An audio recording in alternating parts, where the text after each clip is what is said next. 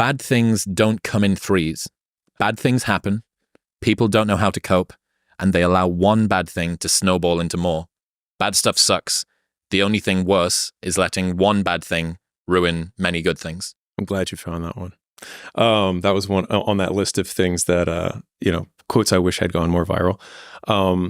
The amount of, I think it happens more when you're younger, but, girlfriend breaks up with you. Okay. Then you go into work and you sulk because you're distracted, and then you don't do the same level of effort and you're not enthusiastic. And then all of a sudden your work suffers and you get put on a PIP or you get fired. And then now you're fired and you don't have a girlfriend, and then you start gaining weight and you stop going to the gym. And all of a sudden you're like, man, bad things happen in threes. It's like, no, bad things happen all the time, and they only become interrelated if you let it affect your behavior. And so I think the equal opposite of that is thinking, okay, this bad thing occurred. What can I do to decrease the likelihood something else bad occurs in the meantime?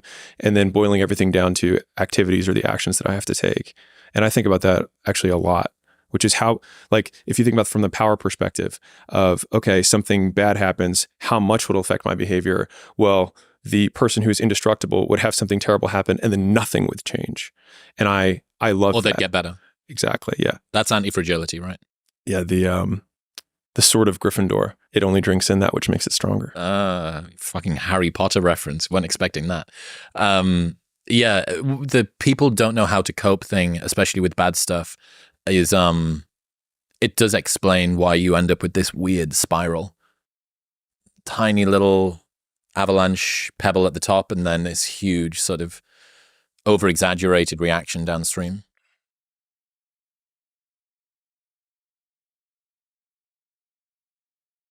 Yeah, people don't know how to manage their emotions. I think the more, at least for me, the more I've tried to create space between how I feel and what I do, the more consistent my outcomes have been. What do you mean? So if I need to create content and I'm not feeling it, or I'm feeling tired, or things like that, the more times I give into that excuse or that feeling, then the more superstitious I become about doing it in the future. Whereas a lot of times if I can just start when I am tired or when something is painful and then still execute about the same as before, I look at game tape or I look at video or look at the content from those sessions, for example, and I see that I remember feeling terrible during the session, but you can't really see anything. And I think the more times you get that loop going, the more you can separate how you feel and what is required. And the more times you do what is required to get what you want, the more times you get what you want. I spoke to Huberman last year. I think it's called the anterior mid-singular cortex. It's an area of the brain. If I've got that right, fucking yes, bro. The best advert for Newtonic ever. Basically, there is an area of the brain that tracks when you do something that you don't want to do.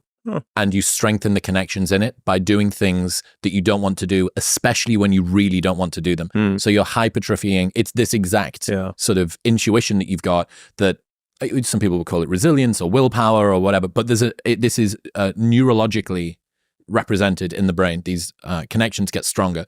So I think it's so funny. Gym bros will need a gym analogy in order to be able to believe that their brain changes. But it's really useful to think, hey, you're hypertrophying this area of your brain. Yeah. I snapped an Achilles. I had to do a very particular series of rehab movements in order to grow it back.